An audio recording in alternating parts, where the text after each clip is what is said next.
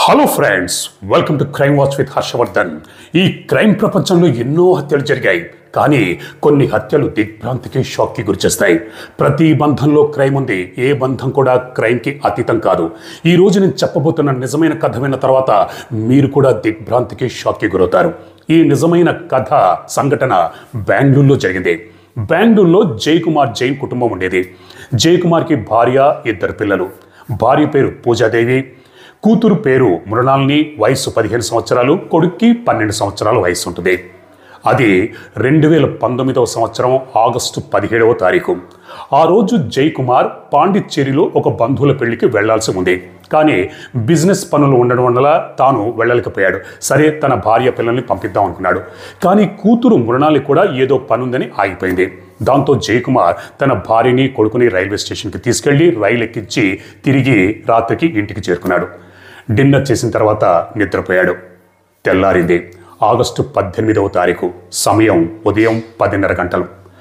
జయకుమార్ ఇంట్లోని బాత్రూంలో నుంచి దట్టమైన పొగలు, మంటలు రావడం ఇరుగు పొరుగు వారు గమనించారు. అదేంటి, జయకుమార్ ఇంట్లో మంటలు రేగుతున్నాయి, తగలబడిపోతుందని ఇరుగు పొరుగు వారందరూ హుటాహుటిన ఇంటి ముందర గుమిగూడారు. అప్పుడే ఇంట్లో నుంచి 15 సంవత్సరాల వయసున్న కూతురు మృణాల్ని భయంతో అరుచుకుంటూ, కేకలు వేసుకుంటూ బయటికి పరిగెత్తుకుంటూ వచ్చింది. ఇరుగు పొరుగు వారు ఫైర్ డిపార్ట్మెంట్కి సమాచారం అందించారు. ఫైర్ డిపార్ట్మెంట్ వారు హుటాహుటిన సంఘటనా స్థలానికి వచ్చి నీళ్లతో మంటల్ని అదుపులోకి తీసుకున్నారు. మంటలన్నీ ఆర్పేశారు. తర్వాత లోపలికి వెళ్ళి చూశారు. బాత్రూంలో సగం కాలిపోయిన డెడ్ బాడీ కనిపించింది. ఆ డెడ్ బాడీ ఎవరిదో కాదు, జయకుమార్ జైన్ది. పోలీసులకి సమాచారం అందించారు. పోలీసులు వచ్చారు. జయకుమార్ డెడ్ బాడీని పోస్ట్మార్టం నిమిత్తం ప్రభుత్వ ఆసుపత్రికి పంపించారు. ఆ తర్వాత ఇన్వెస్టిగేషన్ చేయడం మొదలుపెట్టారు. ఈ విషయం పాండిచ్చేరిలో ఉన్న భార్య పూజాదేవికి సమాచారం అందించారు. పూజ తన కొడుకుని తీసుకుని హుటాహుటిన సాయంత్రం కల్లా బెంగళూరు వచ్చేసింది. ఈ లోపల పోలీసులు ఇన్వెస్టిగేషన్ చేయడం మొదలుపెట్టారు. ఇక్కడ ప్రత్యక్ష సాక్షి 15 సంవత్సరాల వయసున్న మృణాల్ని ఒక పక్క తన తండ్రి చనిపోయిన బాధలో, దిగ్భ్రాంతిలో ఏడుస్తూ కూర్చున్నది. ఒక 15 సంవత్సరాలు మైనర్ బాలికని ఏమని అడగాలి? పోలీసులు సందిగ్ధంలో పడ్డారు. అయినా సరే డ్యూటీ చేయక తప్పదు. దాంతో మృణాల్ని నెమ్మదిగా లాలిస్తూ, పుచ్చగిస్తూ ఏం జరిగిందని అడిగితే మృణాల్ని ఏడ్చుకుంటూ, నేను బయటికి టిఫిన్ చేయడానికి హోటల్కి వెళ్ళాను, వచ్చేసరికి డాడీ మంటల్లో తగలపడుతున్నారని చెప్పింది. సరేనమ్మా, నువ్వు టిఫిన్ చేయడానికి వెళ్తే మీ డాడీ తెచ్చిచ్చేవాడు కదా అని అడిగితే, లేదు నేను చుట్టాలింటికి వెళ్ళాను, వచ్చేసరికి ఈ విధంగా జరిగిందని చెప్పింది. అదేంటమ్మా ఇలా చెప్పావు అని మళ్ళీ అడిగితే, లేదు నేను షార్ట్ సర్క్యూట్ జరిగేసరికి డాడీ మంటల్లో కాలిపోతున్నాడు. నేను అప్పుడు పక్కింట్లో ఉన్న నా ఫ్రెండ్ ప్రవీణ్కి చెప్పాను. ప్రవీణ్ కూడా వచ్చాడు. ఇద్దరిని కలిసి మంటలార్పే ప్రయత్నం చేశాను, కానీ మా వల్ల కాలేదని ఏడ్చుకుంటూ చెప్పింది. సరే అని పోలీసులు పక్కింట్లో ఉన్న ఆ ప్రవీణ్ అనే కుర్రాన్ని పిలిపించారు. ప్రవీణ్ వయసు 19 సంవత్సరాలు, డిగ్రీ ఫస్ట్ ఇయర్ చదువుతున్నాడు. ఏం జరిగింది ఏంటని ప్రవీణ్ అడిగితే, నాకు మార్నింగ్ మృణాల్ని కాల్ చేసింది, నేను వచ్చేసరికి అంకుల్ మంటల్లో కాలిపోతున్నాడు, నేను ఆర్పడానికి ప్రయత్నించాను, కానీ ఆర్పలేకపోయాము, షార్ట్ సర్క్యూట్ జరిగిందని ప్రవీణ్ కూడా చెప్పాడు. పోలీసులు సరే అని అనుకున్నారు. మళ్ళీ అడిగితే, లేదు ఒక దుండగుడు వచ్చి పొడిచి తగలబెట్టేసి వెళ్ళిపోతున్నాడని చెప్పింది. పోలీసులు ఇలా వీళ్ళిద్దరూ పొంతలేని సమాధానాలు చెప్తున్నారు. దిగ్భ్రాంతిలో ఉన్నారా, షాక్లో ఉన్నారా, లేకపోతే ఏమని చెప్తున్నారా అన్న అయోమయంలో పోలీసులు పడ్డారు. పోలీసులు సీసీ ఫుటేజ్లన్నీ పరిశీలించారు. కానీ బయట వ్యక్తులు ఎవ్వరూ ఇంట్లోకి వచ్చిన దాఖలాలు ఏవి కనిపించలేదు. సరే, ఒకవేళ వచ్చినా, దొంగతనానికి వచ్చినా, మర్డర్ చేసినా చంపేస్తారు, దొంగతనం చేసి వెళ్ళిపోతారు. అంతే తప్పితే తీరిగ్గా కాల్చి తగలబెట్టి ఎందుకు వెళ్తారు? పోలీసుల దగ్గర ఎన్నో అనుమానాలు. వీళ్ళన్నీ అటు తిరిగి ఇటు తిరిగి 15 సంవత్సరాల వయసున్న కూతురు మృణాల్ని వైపు, ప్రవీణ్ వైపు చూపిస్తున్నాయి. కానీ మైనర్ బాలిక గుచ్చి ప్రశ్నిస్తే రేపొద్దున ఆ బాలికకి ఏమీ తెలియదన్న సంగతి తెలిస్తే పోలీస్ డిపార్ట్మెంట్ మీద అందరూ దుమ్మెత్తిపోస్తారు. అయినా సరే డ్యూటీ చేయక తప్పదు. ఇక్కడ పోలీసులు చాలా తెలివిగా ప్రవర్తించి ప్రవీణ్ని ప్రత్యేకంగా ఒక గదిలోకి తీసుకెళ్ళి, నువ్వు మర్యాదగా జరిగిందంతా నిజం చెప్పు, ఆల్రెడీ మృణాల్ని చెప్పేసింది, నువ్వు చెప్పావంటే నీకు శిక్ష తగ్గబడుతుంది, నీకేమీ కాదు అని తమదైన శైలిలో ప్రశ్నించేసరికి ప్రవీణ్ జరిగిన నిజం చెప్పాడు. అప్పుడు పోలీసులు మృణాల్ని దగ్గర కూడా వచ్చి నైస్గా గేమ్ ప్లే చేస్తూ, ప్రవీణ్ మొత్తము చెప్పాడు. నువ్వు కూడా చెప్పావంటే నీకేం కాదు, జరిగిందంతా మర్యాదగా నిజం చెప్పు అని కొద్దిగా లాలించి భయపెడుతూ అడిగేసరికి మృణాలి కూడా జరిగిన నిజం చెప్పింది. వీళ్ళిద్దరూ చెప్పిన నిజం విన్న పోలీసులకి, బంధువులకి, ఫ్రెండ్స్కి, మీడియా, సోషల్ మీడియా ద్వారా తెలుసుకున్న ప్రతి ఒక్కరూ దిగ్భ్రాంతిలో, షాకులో ఉండిపోయారు. ఇలా కూడా జరుగుతుందా అని ప్రతి ఒక్కరూ ముక్కు మీద వేలేసుకున్నారు. మీరు కూడా జరిగిన నిజం తెలిసిన తర్వాత దిగ్భ్రాంతికి, షాక్కి గురవుతారు. అదేంటంటే మృణాల్ని, ప్రవీణ్ ఇద్దరూ ఒకే స్కూల్లో చదువుకున్నారు. ప్రవీణ్ మృణాలి కంటే 3 సంవత్సరాలు సీనియర్. స్కూల్లోనే ఇద్దరు ఒకరి చూపులు ఒకరు కలుసుకున్నాయి, ఇద్దరూ ప్రేమించుకున్నారు. ఆ ప్రేమ టైం పెరిగే కొద్దీ చాలా గట్టిగా, పటిష్టంగా తయారైంది. ఇద్దరు నిండా ప్రేమలో మునిగిపోయారు. ప్రస్తుతం మృణాల్ని 15 సంవత్సరాలు, 10వ క్లాస్ చదువుతోంది. ప్రవీణ్ కాలేజీలో డిగ్రీ ఫస్ట్ ఇయర్ చదువుతున్నాడు. వీళ్ళిద్దరూ సినిమాలకి, షికాల్కి తిరుగుతూ ఉండేవారు. మృణాల్ని స్కూల్ బంక్ కొట్టి తన బాయ్ ఫ్రెండ్ అయిన ప్రవీణ్తో కలిసి సినిమాలకి, షికాల్కి వెళుతూ ఉండేది. ఈ సంగతి తండ్రి జయకుమార్కి తెలిసింది. ఈ ప్రేమ వ్యవహారం తెలిసిన జయకుమార్ కూతురి మీద మండిపడ్డాడు. అదేంటమ్మా, నీ వయసు ఎంత, నువ్వెంత, బుద్ధిగా చదువుకోవాల్సింది పోయి ఈ వయసులో ప్రేమ అంటూ స్కూల్ ఎగ్గొట్టి నువ్వు తిరగడం మంచిది కాదని తన కూతురిని మందలించాడు. తన కూతురు ఫోన్ కూడా లాగేసుకున్నాడు. అప్పుడు బాయ్ ఫ్రెండ్ ప్రవీణ్ మృణాల్కి ఒక ఫోన్ కొనిచ్చాడు. మృణాల్ని ఆ ఫోన్ సీక్రెట్గా తన దగ్గరే పెట్టుకొని తల్లిదండ్రుల కంట కనపడకుండా తన బాయ్ ఫ్రెండ్తో మాట్లాడుతూ ఉండేది. ఒకరోజు మృణాల్ని, ప్రవీణ్ ఇద్దరూ కాలేజీ, స్కూల్ బంక్ కొట్టి షాపింగ్ మాల్కి వెళ్ళారు. అప్పుడే జయకుమార్ ఫ్రెండ్ షాపింగ్ మాల్లో వీళ్ళిద్దరిని చూశారు. ఆ ఫ్రెండ్ మృణాల్ దగ్గరికి వచ్చి, ఏంటమ్మా ఒక్కదానికి వచ్చావా, అమ్మా నాన్న ఏరని అడిగితే అమ్మా నాన్న లేరు, పక్కన బాయ్ ఫ్రెండ్ ప్రవీణ్ ఉన్నాడు. ఆ ఫ్రెండ్ ఈ విషయం జయకుమార్కి చెప్పాడు. దాంతో జయకుమార్ కోపంతో ఊగిపోయాడు. ఇంటికి వచ్చిన కూతుర్ని తీవ్రంగా మందలించాడు, కొట్టాడు. నీకు ఎన్నిసార్లు చెప్పినా నీకు బుద్ధి రావట్లేదా, ఈ వయసులో నువ్వు స్కూలు అది ఎగ్గొట్టి నువ్వు బాయ్ ఫ్రెండ్తో ఎందుకు తిరుగుతున్నావు, నీకు ఎన్నిసార్లు చెప్పాలని తీవ్రంగా మందలించాడు. తన కూతురు తప్పుదారిలో వెళ్తుందని ఒక 2-3 దెబ్బలు కూడా వేశారు. దాంతో మృణాలికి తన తండ్రి తనని మందలించి తనని కొట్టాడని తండ్రి మీద కోపం పెంచుకుంది, అసహ్యం వేసింది, కోపంతో రగిలిపోయింది. తన తండ్రి తనని దిగ్బంధిస్తున్నాడు, తన ఫ్రీడమ్కి అడ్డొస్తున్నాడు, తన ప్రేమకి అడ్డొస్తున్నాడు, తనని తన బాయ్ ఫ్రెండ్తో తిరగనివ్వట్లేదు, సినిమాలకి, షికాల్కి వెళ్ళనివ్వట్లేదు, ఫోన్ లాగేసుకున్నాడు, ఫోన్లో మాట్లాడనివ్వట్లేదని తండ్రి మీద కోపంతో రగిలిపోయింది. తండ్రి అసహ్యం వేసింది. తన ప్రేమకి అడ్డుగా ఉన్న తండ్రిని తొలగించుకోవాలనుకుంది, తన ఫ్రీడమ్కి అడ్డొస్తున్న తండ్రిని తొలగించుకోవాలనుకుంది, తన తండ్రిని చంపేయాలనుకుంది. చూసారా ఫ్రెండ్స్, ఒక కూతురు ఎంత క్రూరంగా ఇక్కడ ఆలోచించిందో. ఒక తండ్రి తన కూతురు తప్పుదారులు వెళ్తుందని మందలించడానికి ప్రయత్నిస్తే ఒక కూతురు ఎటువంటి క్రూరమైన ఆలోచనలు చేసిందో. ఇక అప్పటి నుంచి మృణాల్ని ప్లాన్ వేసింది. తన ప్లాన్ అంతా తన బాయ్ ఫ్రెండ్ ప్రవీణ్కి చెప్పింది. ఇక్కడ మృణాల్నికి తెలుసు, ఆగస్టు 17వ తారీఖు తల్లి, కొడుకు ఇద్దరు పెళ్లికి వెళ్తున్నారు. తండ్రి బిజినెస్ పనుల వల్ల వెళ్ళలేకపోతున్నాడు.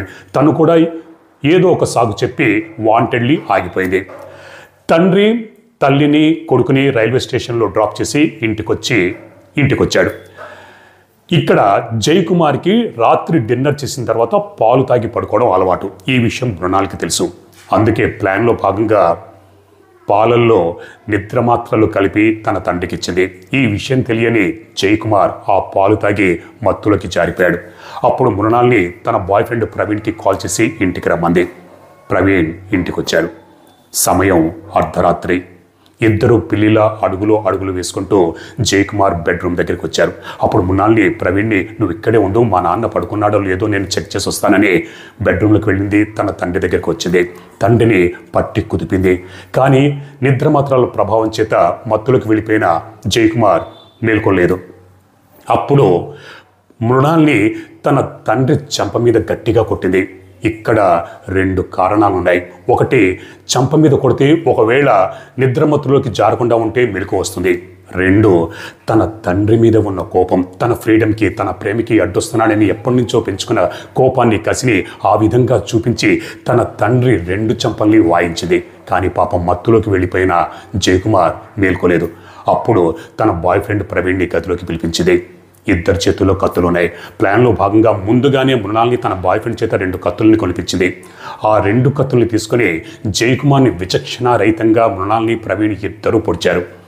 రక్తపు మడుగులో జయకుమార్ చనిపోయాడు. ఆ తర్వాత చెయ్యి నాడి పట్టుకుని చెక్ చేశారు, నాడి కొట్టుకోవట్లేదు. ముక్కు దగ్గర వేలు పెట్టి చూశారు, ఊపిరి ఆటం లేదు.